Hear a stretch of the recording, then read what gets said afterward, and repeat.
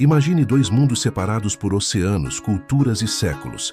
Um formado por guerreiros nórdicos que desbravaram mares gelados, outro por povos originários que dominavam florestas, rios e planícies há milhares de anos. Em algum ponto do passado, esses caminhos se cruzaram? Vikings e povos indígenas realmente se enfrentaram? Muitos acreditam em batalhas épicas, mas a realidade é mais complexa e fascinante. Neste vídeo, vamos explorar encontros reais, conflitos registrados e o que a arqueologia revela sobre esses dois universos tão distintos.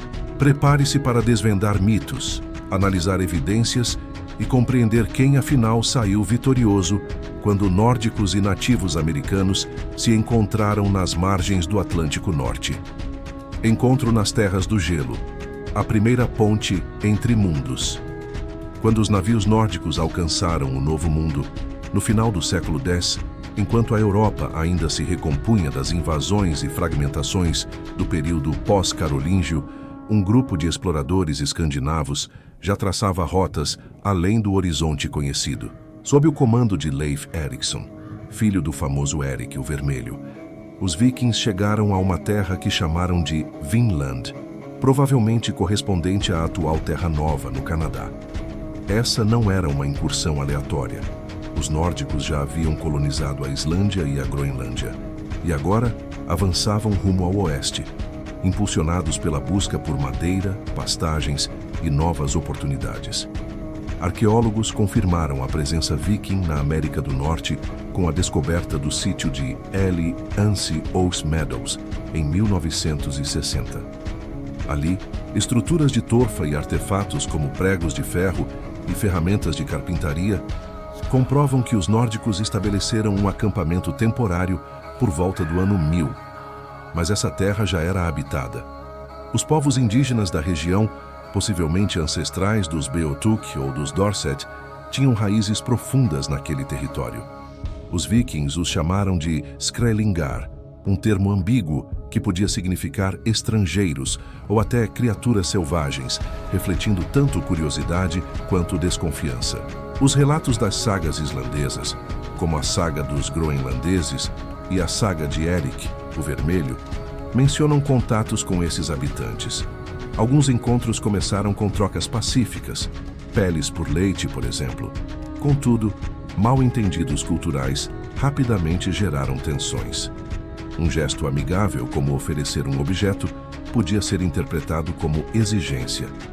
Esses primeiros contatos não foram batalhas campais, mas sim confrontos esporádicos, marcados por medo mútuo e falta de comunicação. Assim, a primeira ponte entre os dois mundos foi frágil e logo desmoronou. Conflito ou coexistência? As sagas contam a história, relatos escritos e suas sombras de verdade. As únicas fontes narrativas sobre o encontro entre vikings e povos indígenas vêm das sagas medievais islandesas, compostas séculos após os eventos. Embora não sejam registros históricos no sentido moderno, elas contêm núcleos factuais corroborados por achados arqueológicos. Na saga dos groenlandeses, por exemplo, descreve-se como Thorvald, irmão de Leif Erikson, foi morto por uma flecha disparada por um Skrælling. Já na saga de Erik o Vermelho, relata-se um confronto em que os nórdicos usaram touros para assustar os nativos, que, por sua vez, responderam com uma ofensiva ruidosa, envolvendo varas e gritos. Esses episódios sugerem que os vikings, apesar de sua fama guerreira, estavam em desvantagem numérica e logística. Eles eram poucos, isolados e distantes de qualquer reforço. Já os povos indígenas conheciam o terreno, tinham estratégias adaptadas ao ambiente e contavam com apoio comunitário. A ideia de uma batalha decisiva é enganosa. Não houve campos de guerra organizados, nem exércitos alinhados. O que existiu foram escaramuças, retiradas táticas e, sobretudo, uma decisão pragmática. Os vikings abandonaram Vinland após poucos anos. Interessante notar que as sagas retratam os Skrællingar com certo respeito temeroso. Eles não são vilanizados como monstros, mas apresentados como adversários capazes e imprevisíveis. Isso contrasta com narrativas coloniais posteriores, que que frequentemente desumanizavam os povos originários. A visão viking, embora limitada, reconhecia a agência dos nativos, algo raro para a época. Assim, mais do que uma disputa de força bruta, o que vemos é um choque de percepções, onde a sobrevivência dependia mais da adaptação do que da dominação. Tecnologia, tática e terreno. Quem tinha a vantagem? Ferro contra flexibilidade. À primeira vista, os vikings pareciam superiores. Armaduras de couro reforçado, escudos redondos, espadas de ferro e machados bem forjados. Seus navios eram engenhos de navegação avançada, capazes de cruzar oceanos e subir rios. Por outro lado, os povos indígenas da costa nordeste da América usavam armas de pedra, osso e madeira, lanças, arcos e flechas, muitas vezes com pontas de sílex. À luz desses dados, seria fácil concluir que os nórdicos tinham clara vantagem militar. Mas a realidade é mais sutil. A tecnologia não opera no vácuo, ela depende do contexto. Os vikings estavam acostumados a combates em campo aberto ou em vilarejos costeiros da Europa. Na América, enfrentavam florestas densas, clima úmido e táticas de guerrilha. Os nativos moviam-se com agilidade, usavam o ambiente a seu favor e atacavam de forma imprevisível. Além disso, não dependiam de suprimentos importados. Sua logística era local, sustentável e resiliente. Outro fator crucial: os vikings eram poucos. Estimativas sugerem que em Vinland jamais ultrapassaram algumas dezenas de pessoas. Já as comunidades indígenas podiam mobilizar centenas, se necessário. A superioridade numérica, combinada com o conhecimento íntimo do território, neutralizava a vantagem tecnológica nórdica. Ademais, os vikings não tinham interesse em conquistar, buscavam recursos, não colonização permanente. Assim, diante de resistência firme, preferiram recuar. Nesse embate de estratégias, o terreno e a adaptação falaram mais alto que o aço. Legado silencioso. O que ficou depois do encontro? Ecos de um contato breve, mas significativo.